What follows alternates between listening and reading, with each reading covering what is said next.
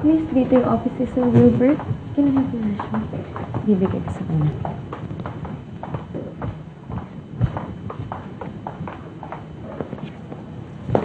Pasok po.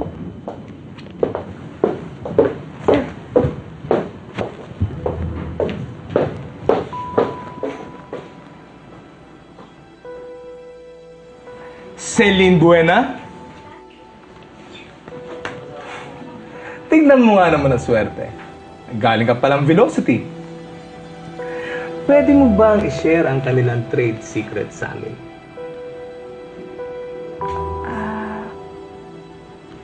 Biro lang. Pero alam mo naman siguro na silang automobile magazine to be. Opo, I'm aware. Pero naniniwala naman po ako na kaya niyo po lagpasan ang sales nila. Kailangan niyo lang po ng tamang marketing strategy. Bakit ka umalis dun?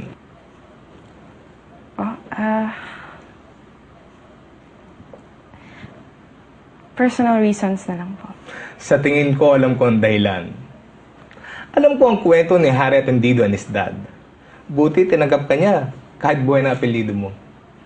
Pero dito sa fuel, hindi problema yan. Hindi mahalaga sa akin ang iyong background. Ang mahalaga sa akin ay ang iyong passion. Ako, galing ako sa talyer. Passion ko talaga ang kotse. Hanggang sa napunta ako sa pagsulat ng mga cars. Lahat ng mga natatrabaho dito shares the same passion.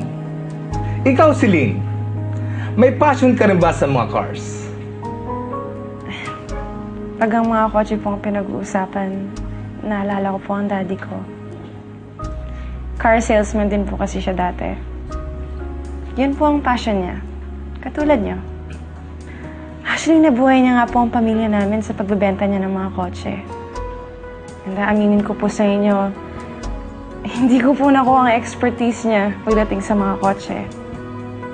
Pero ang nakuha ko po sa kanya, yung drive niya para mag-provide para sa pamilya namin.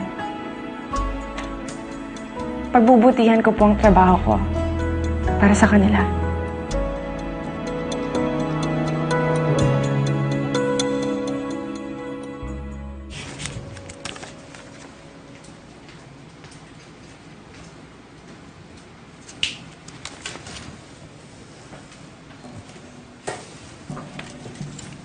Ang sipag naman ang bago naming marketing manager. Si Lynn Rai, ang newly managing editor. Ikaw ba si Ulysses Ramos Jr.? Ano ba? Yuli na lang.